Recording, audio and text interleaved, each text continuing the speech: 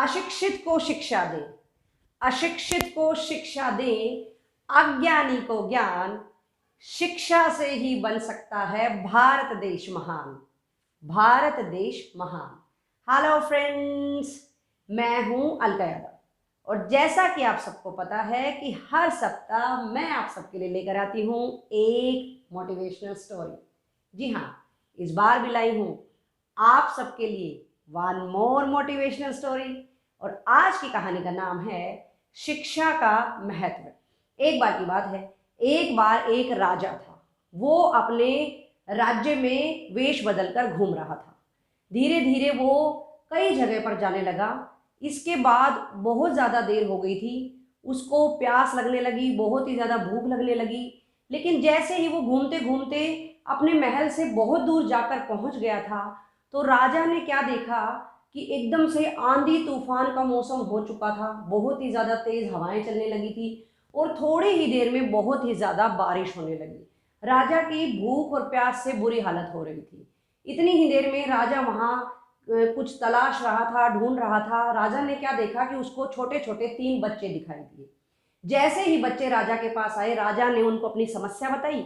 इसके बाद तीनों बच्चे गांव की तरफ दौड़ने लगे और वहां पर चले गए अपने घर। और थोड़ी देर के बाद तीनों राजा के लिए पानी और खाने का कुछ सामान लेकर आ गए। राजा ने अपनी प्यास मिटाई, थोड़ा सा भोजन किया।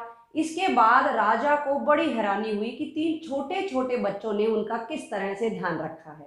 हालांकि बच्चों ने उनको बिल्कुल नहीं पहचाना था कि वो कौन है, क्योंकि राजा वेश बदलकर आए हुए थे। इसके बाद राजा ने तीनों से बातचीत शुरू करी, उनके बारे में सारा पता किया। फिर राजा ने कहा कि तुम कोई भी मुझसे चीज मांगो, मैं तुम्हें वो दूंगा। और राजा ने अपना परिचय भी करवा दिया कि मैं इस राज्य का यानी कि आप लोगों का राजा हूं। आप मुझसे जो भी चीज मांगोगे मैं वो आपको दे दूंगा। पहले लड़के ने राजा से कहा कि मुझे बहुत सारी धन दौलत चाहिए। राजा ने हामी भर दी। उसके बाद दूसरे बच्चे से पूछा तो दूसरे बच्चे ने कहा कि आप मुझे एक बड़ा सा महल दे दें और एक घोड़ा गाड़ी दे दें। राजा ने उसकी भी हामी भर दी। इसके बाद राजा ने तीसरे बच्चे से पूछा तो बच्चे ने कहा कि मैं तो शिक्षा ग्रहण करना चाहता हूं, आप मुझे कहीं से भी शिक्षा दिलवा दीजिए। राजा छोटे से बच्चे की बात सुनकर बहुत ही ज्यादा हैरान हुए। इसके बाद जिस तरह से राजा ने पहले 2 बच्चों की इच्छा पूरी करी, ठीक इसी तरह से तीसरे बच्चे की शिक्षा का बहुत ही अच्छी तरह से इंतजाम कर दिया और उसको गुरुकुल में वहां पर प्रवेश दिला दिया। ऐसे ही साल बीतते गए, बहुत ज्यादा साल बीत गए। वो बच्चा बहुत ही ज्यादा मेहनती था, हर रोज अच्छे से शिक्षा ग्रहण करता था और धीरे धीरे जैसे वो पढ़ लिख कर बड़ा हुआ, उसके बाद राजा के ही दरबार में उसको वहां पर एक अच्छे पद पर नौकरी हासिल हो गई। एक दिन राजा ने उस बच्चे को देखा और उसके बाद उस बच्चे ने बताया कि मैं वही बच्चा हूँ और राजा का धन्यवाद किया।